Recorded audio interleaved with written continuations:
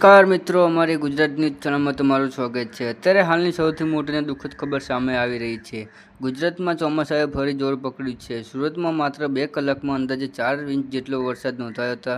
શહેરો અને અનેક વિસ્તારોમાં પાણી ભરાઈ ગયા હતા. રસ્તાઓ પર વાહન વ્યવહાર ધીમો પડી ગયો અને નીચાણવાળા વિસ્તારમાં લોકોને ભારે મુશ્કેલીઓનો સામનો કરવો પડી રહ્યો છે.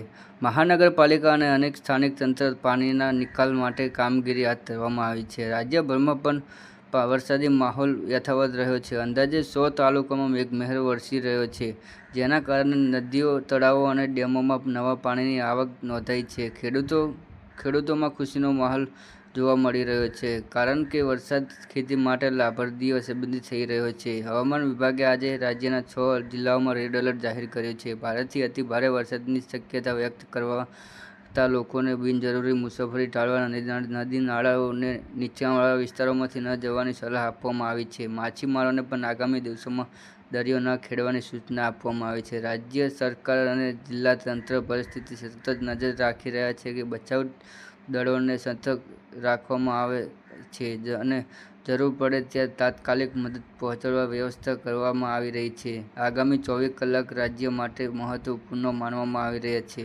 તેથી તમામ નાગરિકોને સાવચેતી રાખવાની અપીલ કરવામાં આવી રહી છે. જી હા મિત્રો, આ હતા આજના તાજા સમાચાર અને અમારી ચેનલ પર નવો તો લાઇક, શેર અને સબસ્ક્રાઇબ કરી દેજો. ધન્યવાદ.